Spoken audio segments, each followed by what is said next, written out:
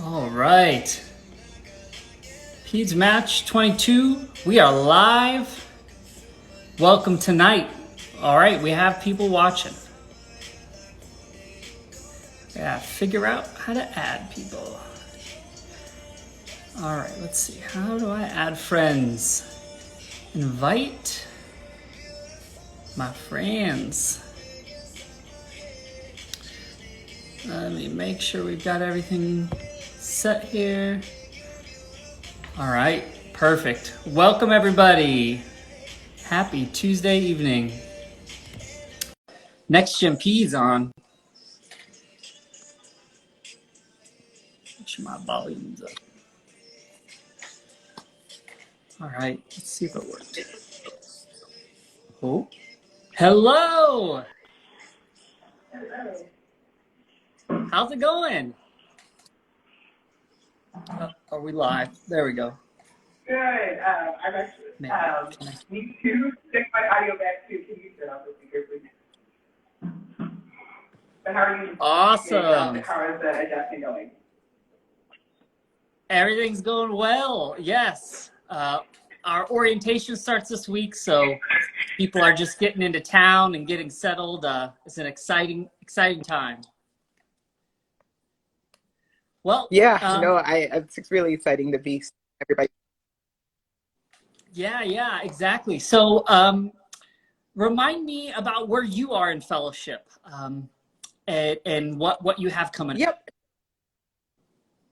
Sure. So I am a second-year adolescent medicine fellow at Lurie Children's Hospital, which means I have one more year after this next month. And then after that, we'll be doing the long process of, it sounds like, finding a real job, which is both nervous and exciting, and also just to finally be done after this long haul. But it's really exciting to continue to support people getting to this point. Absolutely. That's awesome. Are you from Chicago? Do you hope to stay or? Yes to the second, no to the first. So I actually grew up in Northern California and then have lived in different places all along. So I went to med school in Philadelphia, did residency in Seattle, love Chicago, and definitely want to make it home. And so definitely planning on staying in the area. Okay, awesome. So you've been there, you were in Seattle with Dr. McPhillips, is that right? Yes. Awesome. That was my program doctor. Super cool. Well, great. Well, I am so glad that you guys wanted to join us tonight. We can have kind of just an informal conversation regarding the second virtual season. It's been done once before. Definitely. So I'm sure for the applicants, it's all new, but at least everyone who's going to be helping them through the process, ourselves included, have at least some familiarity with it. And so our hope is to be able to make sure that we're conveying the information we have and also the questions that still need to be answered to those who are listening. Absolutely. So as we still get some people logging on here, I thought that if anybody logging on does have some questions or comments, we have a member, Tyler from our FuturePedsRes team. He's going to be monitoring the comments and posting them so we can see them on a larger screen, not on our phone, as we go on here. So you can go ahead and start. If you have anything you want to make sure we see, you can go ahead and put that in as we continue to let some people trickle in here.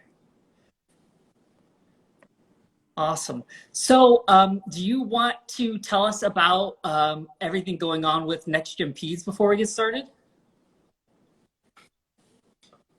Sure. So similar to you all at FuturePedsRes, we also started last year in response to the pandemic and the fact that especially mentoring and support through the application process was going to be a lot more challenging. And I heard from a lot of students where they were like, how am I going to learn about a program without my away rotations? Thankfully, those things are back, but we certainly have kind of new recommendations around those, which we'll talk about later.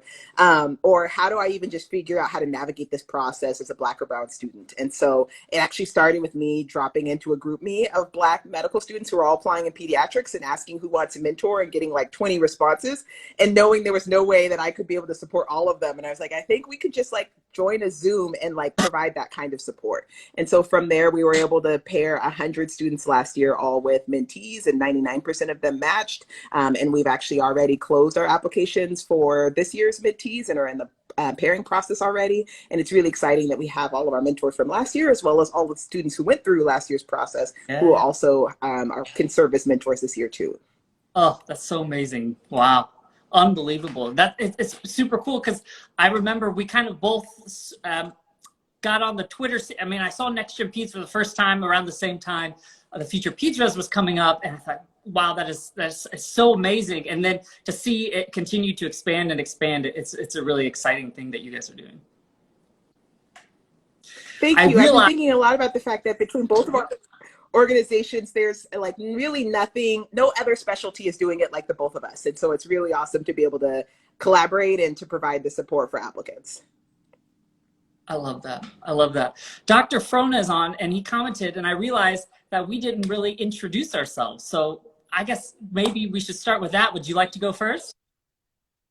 Sure. So I'm Rebecca Fenton. I am, as mentioned, an adolescent medicine fellow in my second year. And then as my role today is that I'm also one of the founding executive board members of NextGenPeds, a mentoring organization for UIM students who are applying in pediatrics and combined residencies.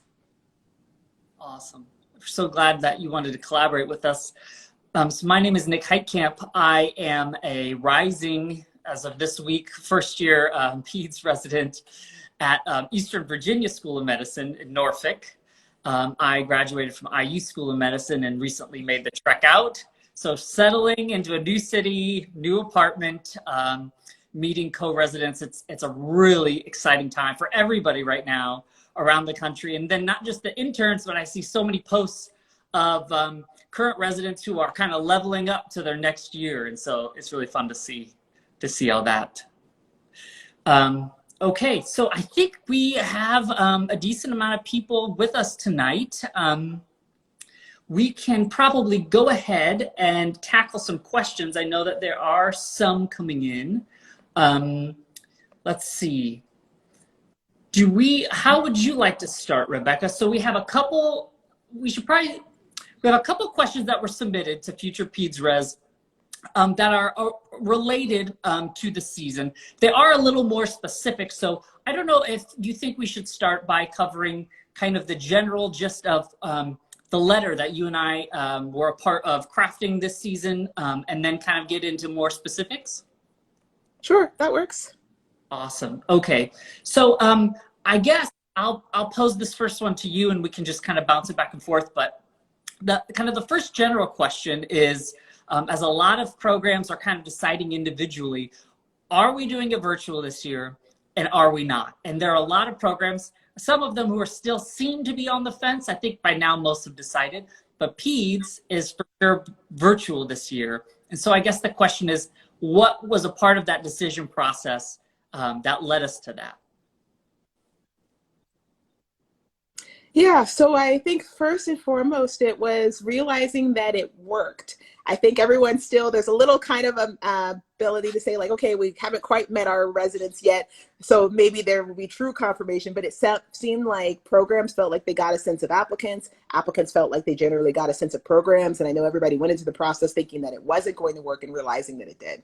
I think I remember from back in 5-6 years ago when I applied to residency, how much money I had to spend on interviews. And I think a lot of it is also realizing if the process works and we're saving people thousands of dollars, why not do that? And also recognizing that not everybody necessarily has the means to do that. And I appreciate that there's been such a focus on equity, particularly in the pediatrics community's discussion of this, and recognizing the impact that applicants could have by looking at programs that they may not have been able to if they didn't have the means to be able to do so in previous seasons, and decided, in addition to the fact that we're still not quite out of the pandemic, although thankfully there's lots of cities like mine that have opened up officially now, that it seems both still safer as well as kind of more financially and equitably feasible.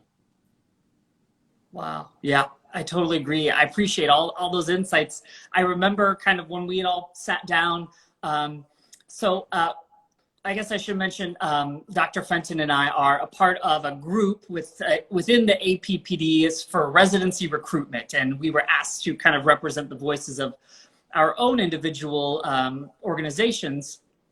And so it was several months ago where we kind of sat down at our normal meeting and said, okay, let's talk about the season forward. And as Rebecca mentioned, equity about in multi-facets. You know, we've talked about it in several ways. You know, the equity of finances, which is really may have been underscored before, or maybe serendipitously from this past season, we decided to really look at how much did we save this year. And really find out. Actually, there was, I just saw a paper this weekend in orthopedic recruitment, orthopedic surgery, and it said the average cost for an orthopedic resident in recruitment is $12,000. And I just was so floored that it all adds up. And so as we think about, there are definitely pros and cons. You know, we won't find a perfect situation, but as we think about some of the bigger pros, you know, finances came to mind. But then, as you'd mentioned, that not everybody has the same, you know, opportunity or feasibility to, you know, to travel to, let's say everyone's doing 20 interviews, that's a lot of interviews. You know, people might not have the means to do so even beyond financial. So that was really important.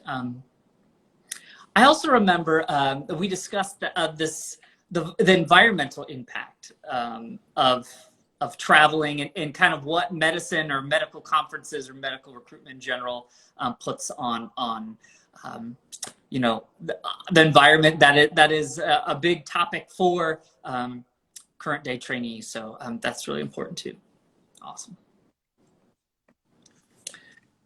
All right, let's see. So one big thing that was mentioned, and it came up a lot last year, and so I'd love to hear your take on this, is again this year, it's being recommended that PEDS applicants apply to around 20 programs or less. And that's a very specific number. And so I didn't know if you wanted to or could share some insights with us about, you know, maybe how we got there and what that number actually means for different people. Yeah, that's a great question. So I don't know that was, I'm trying to think of like when I applied, if that was even specifically something that I was recommended to do. I think somebody actually recommended for me to do 15. And so I'm looking as kind of, we look at these Apply Smart data. My step one score was in that range that is recommended for 15. So in the end, I followed those recommendations, although I don't know that the person who was advising me gave kind of that same context. I think the big concern was if the process is virtual and you don't have to travel, what is stopping you from just applying every single place and going to all of these interviews because you can do so from the comfort of your home? And I think we saw in other specialties, because there was not that same language around Apply Smart, that's exactly what happened, that a lot more interviews, like a lot more applications came in and it was a lot harder to be able to get interviews. And ultimately, I hope things kind of worked out on the end, but I think it was really reassuring for both of us to hear through those residency committee meetings that people were like, okay, maybe we're actually getting new applicants from different areas because they're now finding us through social media, where they previously may have been like, I will never go to insert that city. But ultimately the same number of applications were received for each place. And so I think ultimately that's the goal, is to be able to make sure that you're considering all the opportunities that you have, but also protecting opportunities for others. I know in our NextGenPeds group, I had to keep encouraging all of our mentees to like, please drop interviews that you don't need. You only need statistically 10 to be able to match at the kind of the 90 plus percentage of matching, to really just make sure that like everyone who's applying gets a spot. Because I think that's the other challenge, is there's more medical schools growing up, developing, is that like, are we making sure that everybody who's applying has a place to be able to train? And that starts really at where you apply, continues in interviews, and ultimately with match. Wow, that was amazing. Yes, absolutely. I really appreciate all that insight. I remember the same conversations, and to have such a finite number, 20, you know, a lot of times I remember last year thinking, wow, what is magical about this 20 number? And there is some data, you had mentioned some that we have to kind of to back our insights into this number. Like Dr. Fenton said, this study that we can link our audiences to later, if a student will rank 10 programs, and this study was in 2017, you have a 99% chance of matching. Now that's a very blanket statement. And so it's hard to say, is every student who's gonna rank 10 programs have that you know, that's the average. But I think a really important point as we talk about Apply Smart And what that means is for our applicants to spend time with a trusted mentor. At your program, that might be your academic advisor, and that's perfect. And it's also okay if it's not. If you happen to know someone or are matched with a really powerful mentor in pediatrics who can give you specific advice to your need, that's really going to be helpful and powerful. And if you need help to reach out, Twitter is a really great place to reach out for help. The Peds Twitter community will show up for you most of the time. So exactly, that's a beautiful part of Peds Twitter. So my Instagram folks, if you haven't taken a look at Peds Twitter, you should at least, you don't have to make the account, just kind of browse Peds Twitter and see what's going on. But there are two specific things that the letter did mention that we can offer, and it's based on if you're an allopathic or an osteopathic student, but they're relatively the same. And so this advice was based off of the Apply Smart data, but it says that if you had a step 1 score between 216 and 234 and are an allopathic student, you can generally apply to 15 or less programs. The inverse for osteopathic, the score is if you scored a step 1 of 220 or above, then you can be fairly confident with 16 programs. So these are just general guidelines that we can give. But I think another really important point, Dr. Fenton, was that you'd mentioned that making sure everybody gets a spot and gets a good chance at an interview, because that was a big problem this year, interview hoarding. Definitely. And so then, yeah, with that advice, there's the fact that anybody lower than those ranges should think about applying to more. And certainly I know another one that keeps coming up that wasn't specifically mentioned that there is couples matching. May also be a reason why people need to apply to more programs as well. And so ultimately I think in this space, I usually tell applicants like what your school is saying is a really good indicator of how people have done in the past at your program. And so they could also kind of help confirm those particular plans if you're outside of those ranges. Yeah. That's really important. Yeah. Great point there to add. All right. So let's see. We are chugging through here of things to mention about the letter. Let's see. So second looks is a big thing. How are we feeling, and where are we at in the Peds community with second looks? Yeah, we have not made a specific statement. I think there's compelling reasons on both sides. On one side, there's the concern about the cost and the environmental impact of people traveling, and the fact that if you give them that opportunity so early in the process, is it just become another interview where you feel like you have to go everywhere? And also like wanting to and on the other side, like recognizing that it's helpful for people to actually see the city. Like I can recall my own residency experience and how, especially for me as a Black woman, like actually walking through the hospital and getting to see Black patients and Black residents and Black attendings walk by allowed me to say like, okay, this is a place that I can see myself, in addition to a chance to kind of look around the city and figure out like, where might I live?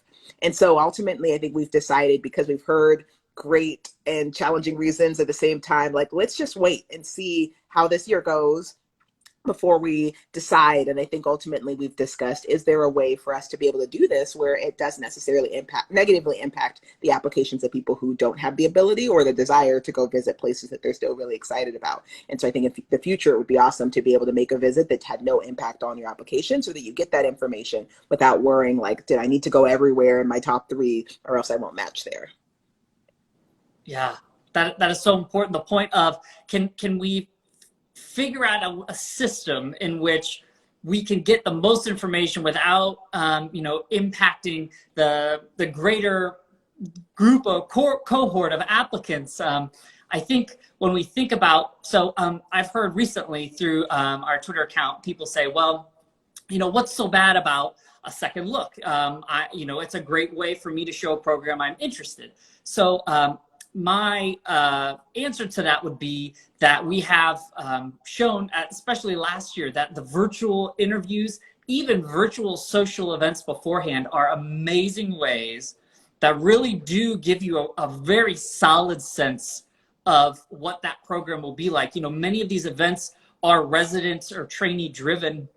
They are set up in a fun way. There are a lot of third-party softwares and games that I experienced, and it was more of a relaxed environment as much as you could during the pandemic and on your computer. But all this to say that there are really good ways to figure out your fit and your program without having to feel like I need to go to the second look to show my interest because I feel like I won't be competitive without it. You know, there are certain pressures and equities, again, like travel and environmental impact that, like you said, it's tough because the arguments are there on both sides. Yeah, and I even just want to challenge this idea of like, how do I show a program that you're interested? Like, you showed up, you applied, first of all, you got accepted for an interview, and you took that opportunity. You brought your full self to that interview. Like, that should be enough. And that is kind of like what equity should be saying, is like that standard is available to everybody. And so this idea that you have to like go to every single social event, I think that came up last year, where people feeling like I have to go every time they hold one or else they'll think that I'm not interested, or to return back for a second look to show I'm interested, just keeps adding the ante of like, I've got to prove myself to them for me to show interest. That ultimately makes it, again, unfair. So I actually, even when offered the opportunity to do second looks, I didn't do that. I certainly, similar to you, got enough experience from my interview, and also just didn't like the idea that I needed to go back. But I remember feeling, even when there was that option, this pressure of like, do I need to, because do they need to see that? And I think by not having them, it is a nice way of knowing it. There's no choice. Like, you know that it's going to be okay because you don't have this alternate option. So I'm very curious to see how things go. But I think ultimately, yes, you described the goal is like the most info with like the least harm. And we haven't quite figured out what that looks like. Yes. No, I do know I had several close friends who said, you know, I am going to just go and visit the city. And so they did that. They got a sense of culture and a sense of community, and, you know, saw what Seattle had to offer. And then that was that. They didn't tell the program. They didn't visit the program, you know, and I see pros and cons of that as well. But, you know, if you're really, you know, potentially really interested in the area and very concerned, or just very interested in the culture community, you know, that could be something you could think about is, could I visit the city safely on my own time, you know, keep finances in mind, you know, you don't want to run up your loan bill just because you wanted to visit a city, but can you do it in a way in which then you're not getting a second look, you're not talking to the program. So that's an interesting thought too. And right now, some of these hospitals do have visitor policies, and, you know, some family members still, you know, are limited. So it might be hard to get in at this time. Not quite sure. Great. All right. So I think our last kind of question that we had specific to the letter is this, and that is, how did we, coming up with these recommendations, kind of prioritize equity? And we brought it up multiple ways, but it was kind of at the forefront of most of what we did. Definitely. I've appreciated how the pediatric community, even prior to this process, was already starting to think about it. Actually, myself and another member of NextGenPeds actually spoke to all program directors last year before this application process about how to incorporate equity really at every single stage of the application process, keeping in mind this idea of a virtual season, which I think in many ways naturally becomes much more equitable, as we've already talked about as far as the finances, but also can potentially bring up bias that people may not necessarily recognize. Like, I just even was thinking to myself about how, like, we all do those implicit bias testing, and you're seeing a Black face on a screen, and that's supposed to bring out your biases. So I'm like, now these applicants are the Black face on the screen. How do we address that? And I did really appreciate that the PEDS community was very open to those recommendations. People really applied a lot of them in how they were going to approach the process to try to make sure that they were making their programs as visible and as knowable as possible through virtual means. And so I have no doubt that those things will continue this upcoming year, and hopefully even improve upon what they've learned from last year. Yes. Wow. I think out of everything, especially in the PEDS community, you know, how quickly we were able to leverage social information streams was really outstanding. And again, on PEDS Twitter, but also Instagram. The PEDS Instagram game is also really on point. So I've got to give it, everyone on PEDS really shows up. We got to give that to them. Definitely. And though it's been really cool to see just how quickly everybody has adapted. Yes, for sure. Well, we have some questions that have come through that I think I can put up on the screen. that we can answer just from people that have submitted questions. So let me find which one we should start with first. Okay, these kind of maybe are a little bit more general about the season, but nonetheless, they're useful. Let's see. How about this one? I'm not sure if it'll work, but I clicked it. So the question comes in that says, where and how is it best to address any setbacks or special situations you experienced kind of as we're developing the ERAS and thinking about letters and personal statements? Yeah, that's a great question. So I generally recommend that people do that, at least in part, in their personal statement. It's not your entire story, whatever has happened, but I do think it's important to address it. If you don't, then the reality is that information shows up on your transcript or in your dean's letter. And unfortunately, you leave people to make assumptions about what happened. And it's just so much easier for you to just take responsibility. So no excuses, say exactly what happened and what you did wrong, or what was going on at the time, then kind of explain what you learned from it. I think that part is really, really key, because ultimately it says a lot for you to be able to say, hey, this happened to me and here's what I learned and how I moved on. And that allows people to ultimately see something that you may even feel like is a failure going into the process actually as a strength because of those strong lessons that you've gained from it. Wow. You described exactly the situation that happened to me. I didn't take that advice. And so what happened was I didn't disclose that I had to retake an exam during my first year of medical school. And so sure enough, it came up probably 50% of the interviews, which was totally fine. No. It wasn't in an accusatory way.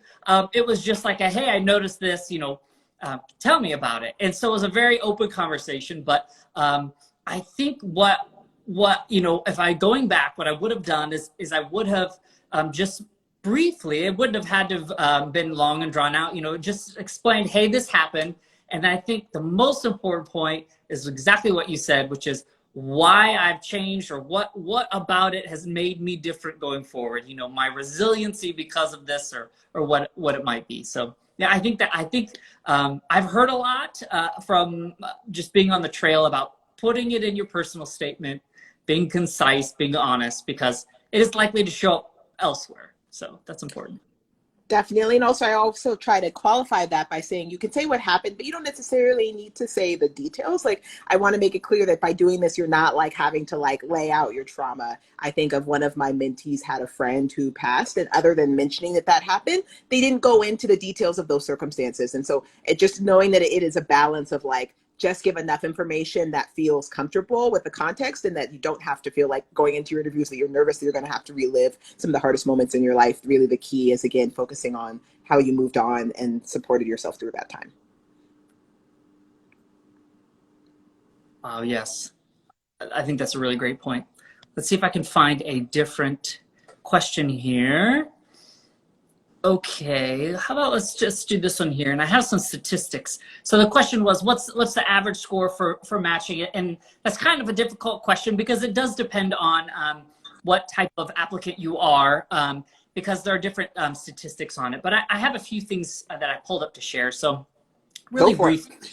All of this was found on the NRMP data matching documents, but there are 4 categories. And so if you're a USMD, and this is all, it hasn't been updated from this last season. So this is all 2020 data, not 2021 match data. But so this is all discussed in contiguous ranks. So for applicants who maybe, if they're not familiar with it yet, eventually you will make a rank list. And so it'll be however many interviews you went on, generally, you rank them, and that is your rank list. And so to a certain degree, however many interviews kind of depends on however many you apply to, more or less. So you apply to this many, you probably get interviews at this many, and then you could rank that many.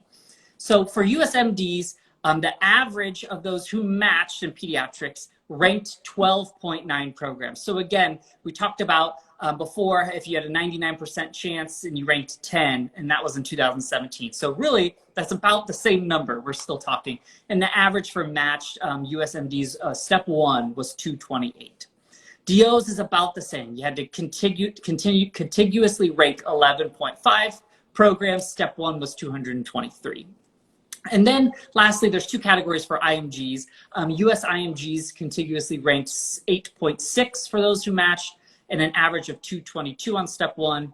and then non-US IMGs contiguously ranked 6 in order to match, and then had a step 1 of 229. So these are just general data. But again, I think an important point would be as PEDS in general is largely going to what you'll continue to hear as a holistic review, in a sense, reviewing everything about the person as much as possible, which really takes the weight of step 1 further and further down, or that's the goal, and hopefully so, because it doesn't tell us what we might think it tells us about the applicant.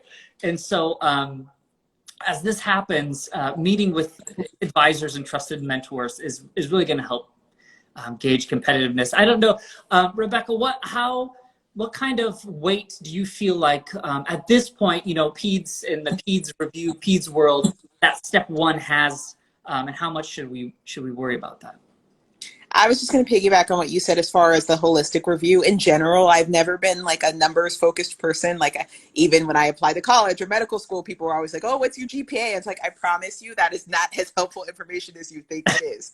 So I feel the same way about step 1. I think the goal as you're going through this process to really unlearn this idea that step 1 like made it to the point where I promise you there are people who have like 250s who don't match at top places for other reasons. And there's similarly people at scores that are in that 210 or less range who do match successfully at those same places. And so this is when you really start to zoom out and see yourself as the 360 that you are, rather than like the 15% that your 1 score is.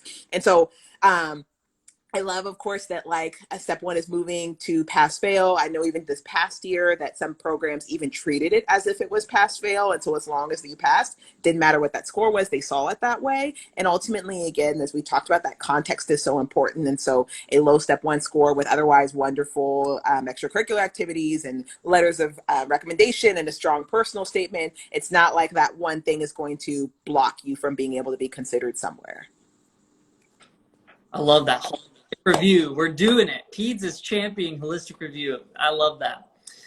All right, a few more things, and then I think we can ask a wonderful guest speaker to hop on real quick and say hello, Dr. Frona. But one more question that we have that came through the actual comment section, which was about away rotations. And this comment was specifically, this is a DO student, and they're worried because in the letter they mentioned try to limit our away rotations to 1 per student, but this student's institution doesn't offer pediatric rotations in the 4th year. So what kinds of things would you recommend for this student? Yeah, so first I'll start with, in general, the goal for that recommendation was kind of reducing, one, the sense of competition of everybody needing to do one. So that's why the statement very clearly said you actually don't need to do an away rotation. But if you're interested in doing one, whether that be to get us experience at a larger children's hospital or do an elective that you don't necessarily have exposure to, then you have that opportunity now that we can safely do that because of the pandemic. We recognize that one of the key exceptions was a student like the one who asked that question, whereas if you don't have the resources at your own school to be able to get that, what we would consider a general pediatrics elective experience, that absolutely doing more rotations allows you to not only like supplement your education, but also the nice bonus of getting to learn about new programs along the way. And so there's definitely that key qualification of like, if your program does not have a pediatric institution, then by all means supplement as you need to beyond that 1 rotation recommendation to be able to get the education that you need. Yeah, perfect. Yes. Yeah. And in fact, I think I can share it on Twitter later, the link, so everybody can have the link to this letter in case you weren't able to read it. There is one section in that away rotation section that says the exception is situation in which you don't have any PEDS rotations at your school. So in that case, you've got to get the rotations in. So in that case, it doesn't quite count. So, all right. Well, is there anything else you want to add, Dr. Fenton, before we see if Dr. Frona wants to jump on with us? I'm just seeing a question in front of us, people wondering about virtual programs sessions and how they will find out about them. And so I just want to put a plug for you all that you are working with the Association of Pediatric Program Directors to develop a series of webinars that will be organized, I believe, by region and give people an opportunity to hear about multiple programs in those areas. And so I loved that one, that's a way to really have a concentrated opportunity to learn, because I think even for us last year, it's a little overwhelming to try to keep up with all of the individual sessions that people were having. And I think both applicants and programs are getting a little fatigued by all of that. But there certainly will be that as kind of an initial exposure in addition to those that are offered through the interview season. Perfect. Yes. Thank you for that. Yes. So I guess we can mention it. We're definitely doing the webinar series again this year. It is, as Dr. Fenton mentioned, it'll be associated by region. We have a few individual ones where one will be a brief overview of everything for the season and how to set up for interviews and this and that and the other. But then we'll also have a special IMG session, so advice just for IMGs applying, and then another session for DOs. So all of that information will be coming out on social media. There we go. I paused it. Didn't mean to do that. All right. Yes, perfect. So let's see. I see Dr. Frona is very popular in the chat. I see his name popping up everywhere. So for somebody who I didn't even know had Instagram, let's see if we can see if he can get on here. I don't know if this. I've invited him. Oh, John Frona is joining. Dr. Frona. Hello. How are you? Good. Enjoying your discussion tonight, guys. You're doing a nice job. Thanks for joining. Thank you so much, and especially for answering so many of those questions in the chat. We really appreciate it. Yeah, it's a little bit of a flurry at times, and so I'm trying to get out there. But and I think there's a lot of good questions out there. So I guess just by way of introduction, so my name is John Frona. I'm the Vice Chair for Education at the University of Wisconsin. I have been a member of the Board of Directors for the Association of Peds Program Directors over the last few years, and had run the residency program here for 14 years and a med peds residency for 10 years before that. So been around the block a little bit. So no harm, no foul to the one person who thought I was still a med student. I wish I were still a med student. It's kind of exciting time for all of you guys. But we're happy that you're interested in pediatrics. As these guys have talked about, I think there's a lot of things that peds is doing really well, and so you're in a good space, and things will be okay. I think as we talked at the beginning, for those of you who were here, I think there's a lot of things that we've learned over the past year, and we feel like the season went really well. When we asked applicants, they felt like it went better than expected. When programs answered, they thought that things went better than expected. So there's definitely lots of ways to learn about programs. So I'm happy to, if you guys have questions, Nick, if you want me to answer anything that kind of has come up in the chat. There's Sure. a lot of things that I guess the one thing that, is it okay if I just answer a couple of things that I saw? Please. Okay. There was one question about how do you find out about, relative competitiveness of programs. So Doximity is a decent way to do that, at least for pediatrics. Internal medicine, some programs really don't participate in the survey, so the data may not be as reliable for internal medicine or for med peds. But for pediatrics, I think people do kind of follow the survey. I don't know how much it really tells you, because it kind of gives you a sense of which are the top programs in a given area maybe, but I don't know that it really tells you what the overall tiering is. And the best way to do that is to try to find a good mentor. And if you're in a med school still and you've got access to people who know the programs, that's really a good way, because when I saw some people saying like they were told to apply to 70 programs or 100 programs, it seems to me that if you apply to the right programs, you don't need to go that high. Now, I know everybody's situation is a little bit different, but I think just, I think even for people that maybe struggled with the test, there was one person who said that they were in the lower category. Somebody's got to be in that category, right? I mean, that's kind of how things work. And as we've been talking about, there's much more focus on the holistic part. So if you've done some interesting extracurriculars, you've traveled overseas, you've overcome a significant obstacle in your life, you bring an interesting perspective, all that kind of stuff is going to matter more than your scores. There are still some places, of course, that are going to screen based on level 1 or step 1 scores. But, if you're in the lower part, maybe that's not the program you really want to go to anyway. You'll get good training at a lot of places. There's really, the ACGME, which accredits our programs, I could keep talking. ACGME kind of, they make sure that there aren't problem programs out there. And I really think that, across the country, there are a ton of great programs. And so, looking for where you think you'd fit best, the size of the program, the opportunities that you have, I think that's really what's most important. And so try to get some good mentoring. And if you don't have that, I don't know, I can't mentor all 92 of you out there, but I can certainly be available to answer some questions either through Twitter or Instagram if you want to contact me, or definitely participate in the webinars that FuturePedsRes is going to have, and you'll hear more about the programs and probably get a sense of, it's the big, university programs, 40 people, 30 people that, are probably the more competitive ones. If you get, a nice community program that's got a good range of pediatric experience, those programs may not be as competitive. So whether you're DO, IMG, MD student, you've got a lot of options, and we're here to help you and support you. Wow. That is the Dr. Frona answer we are looking for right there. Dr. Frona, do you have a daughter who joined the live? Because someone said, "What is my father doing?" in the comments. That's possible. That is so funny. Well, I'll pose this interesting question, because as we were talking about it before the live, I think you and I had some different answers. So let's see if between you and Dr. Fenton and myself. So if a student is interested in a program and isn't doing an away with them this year, and it's virtual, this student wants to know, how do I stand out? How do I make myself different when the only interaction is behind the camera?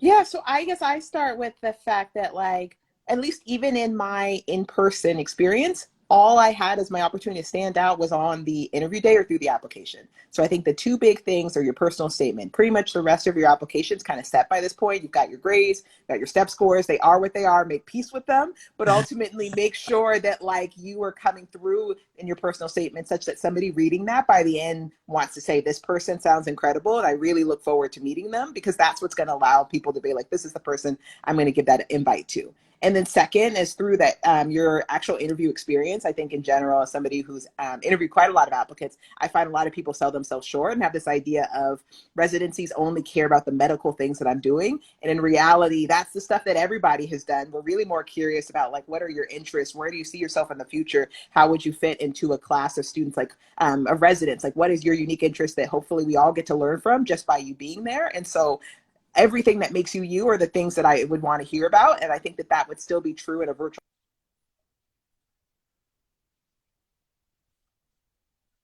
To be plenty for people to decide, this is somebody who I want to have higher up on my list.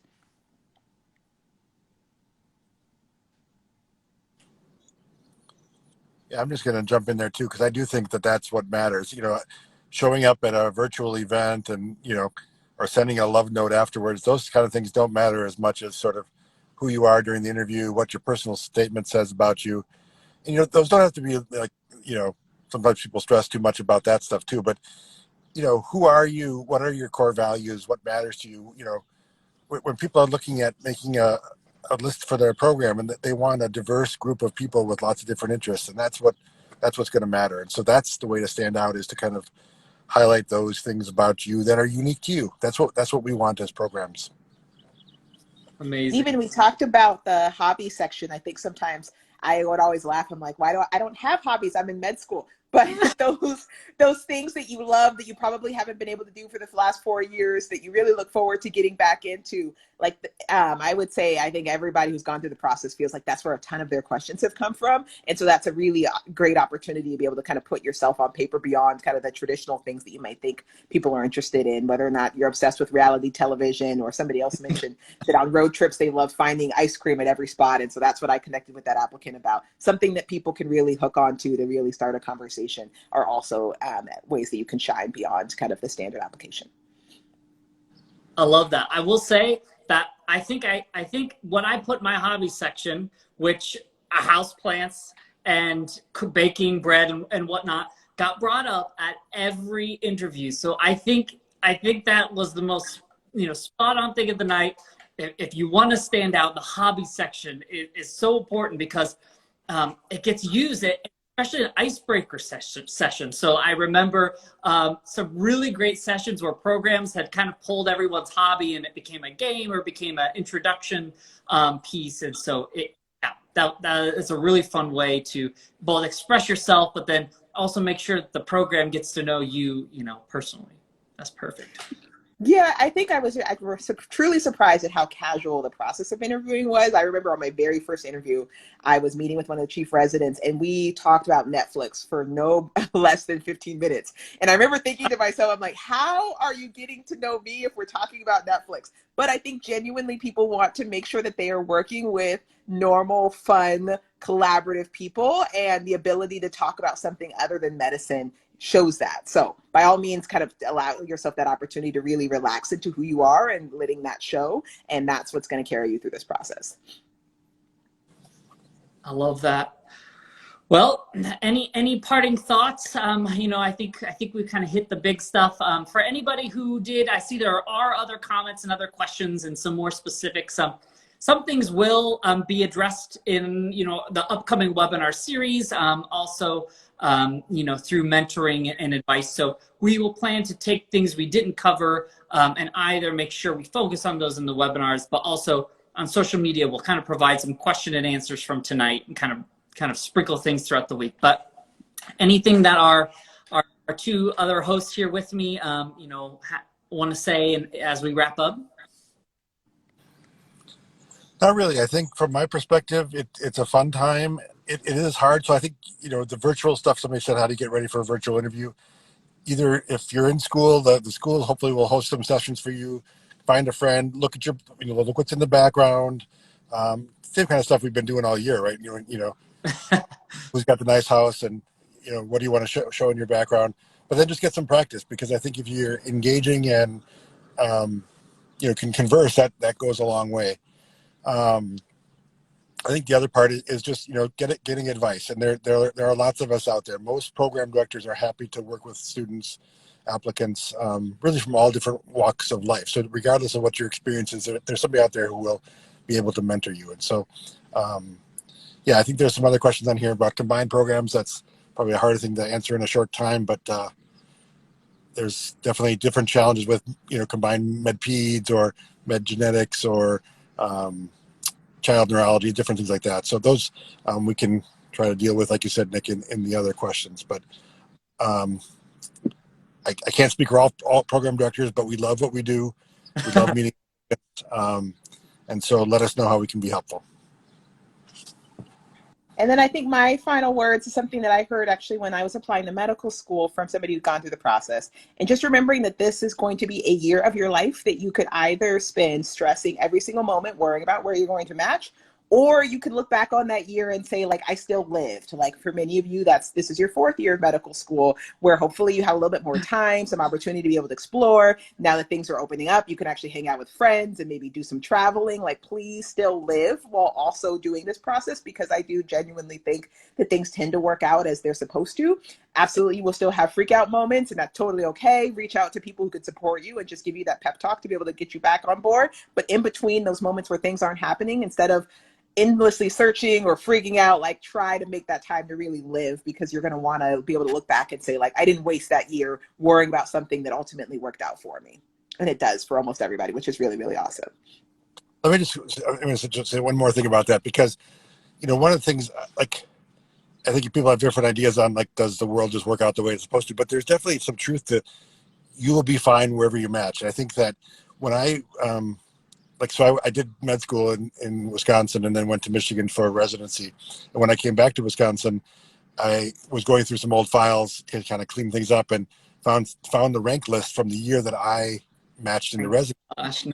And there were people on the list that could have matched in Wisconsin, but matched with me in Michigan. And I cannot imagine them anywhere else other than with me in residency. And I think things have a way of working out. If you do your list right and you listen to your mentors and you listen to your heart, you'll be fine. Wow. That is a quote going down on paper somewhere. I love it.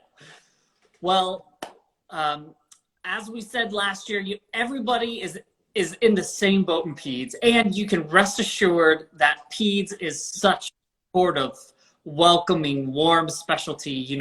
Everybody that you're going to meet on the trail in pediatrics is there to help support you and to help be there for a part of your process. So even though you might view or think right now, oh, virtual again, I wish it was in person, you can know that we're all, all of you guys are in a warm, inviting, and same boat together. So we'll try to walk you through. Join us Instagram and Twitter. So Dr. Fenton, how can people get a hold of NextGenPeds? How would they get connected on social media with you guys? Yeah, so we have both Twitter accounts and this Instagram account. And so certainly anybody can follow, and we tend to post about our sessions. While the mentoring program itself is closed, we will continue to have sessions specifically for students who identify as Black or Brown throughout the process. And so definitely get in touch with us so that you can get added to that email list so that we can let you know about our future sessions. Yay. Dr. Frona, how can people get a hold of you? Just kidding. I'm just kidding. We know where you are. Yeah. No, I think there's definitely opportunities just, I think, through Frida and other places to kind of learn about the programs, look at websites. To some extent, they start to sound the same. And there are a lot of the curriculum pieces. So it's when you get to start meeting the program directors, program leadership, the residents who get a sense of the program. I remember, and this is probably more pertinent to when the interview started, but I remember I sat down in every interview, I had a book, and I made sure I was writing furious notes the whole time. And while to a degree that helps, I remember like this was very important, but I wrote so much about every program that when I go back, they all kind of started to sound the same. So, for me, as you still got some time, but approaching the learning about programs phase and setting up your list is what are the few things that really make this program different from the others. And that's what I, at least personally, try to focus on because there's such a wide, amazing range of pediatric programs that we have. So. Awesome. Well, I think in parting, if you were wanting to follow FuturePedsRes, we are on Twitter at FuturePedsRes, which is the same handle on Instagram. And then we teased, we had a teaser this week, and it said we're going to announce at the end of the Instagram live session. So the big FuturePedsRes announcement is that we have finally, after time, decided to launch our website as a tool to help bring everybody to a same place. We have an events calendar. We have a listserv for all of the FuturePedsRes events, including this video will be posted on our videos page. So you can find us now. It is live, thanks to Tyler, one of our co-directors, who just published it. So if you go to FuturePedsRes.com, you should be able to, hopefully, if it all worked out correctly, see what we have to offer. So it will be a great place. A lot of applicants chose not to get on social media, and I respect that, and I understand that. A lot of days they said I got to turn social media off. So if that's you, or if you want to see all the other things we're doing this season, FuturePedsRes.com. But with that, I want to thank Dr. Fenton so much for being here with us tonight and partnering with us, and we can't wait to see NextGenPeds grow and all the amazing things you guys are doing. Thank you so much. It's really been a pleasure to be here. And Dr. Frona, thanks for joining. Thanks for manning the chat. I hope I will have to make sure your daughter, it was fine with us. I forgot to ask and make sure she was not too embarrassed, but you really came in for us at the end. So thank you for joining us tonight. Happy to be here. Thanks, everybody, and good luck, everyone. Yes. All right. Have a great night. Thanks for joining.